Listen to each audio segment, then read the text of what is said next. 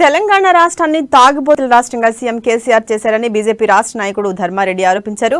సూర్యాపేట జిల్లా హుజూర్ నగర్ లో బీజేపీ ఆధ్వర్యంలో మద్యం రేట్లు పెంచడానికి నిరసిస్తూ ర్యాలీ నిర్వహించారు. సీఎం కేసీఆర్ రాష్ట్రంలో మద్యాన్ని పేద ప్రజలకు తాపిస్తూ వారి ప్రాణాలతో చెలగాటమాడుతున్నారని బీజేపీ ధర్మారెడ్డి అన్నారు.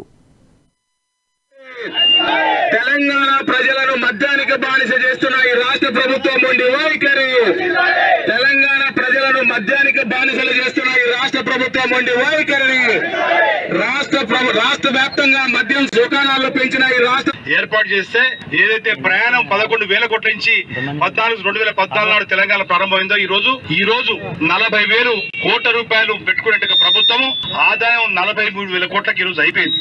ఈ మంత్ చివరి నాటికి ఇంకొక 3,000 కోట్లు అంటే 46,000 కోట్ల ఆదాయము రాష్ట్రంలో రాష్ట్ర ప్రభుత్వం సాధించిన ఘనతగా ప్రచారం చేసుకుంటా ఉంటే, ఇంకొక పక్క రోగాల పాలై భర్తలు కోల్పోయి భార్యాభర్తల పంచాయతీలు కుటుంబ కలహాలతోటి అనేక మంది ఆత్మహత్యలు చేసుకుంటా ఉంటే దానికి కారణము పరోక్షంగా టీఆర్ఎస్ ప్రభుత్వము కేసీఆర్ యొక్క కుటుంబ సభ్యులని చెప్పేసి భారతీయ జనతా పార్టీ సిగ్గుగా అనౌన్స్ చేస్తూ జరుగుతుంది. కాబట్టి ఈ రకంగా రాష్ట్రానికి ఆదాయ మార్గం ఏదైతే లిక్కర్ ఉందో ఆ యొక్క బాటిల్ ఈ రోజు పవిత్రంగా భావిస్తున్నటువంటి ముఖ్యమంత్రికి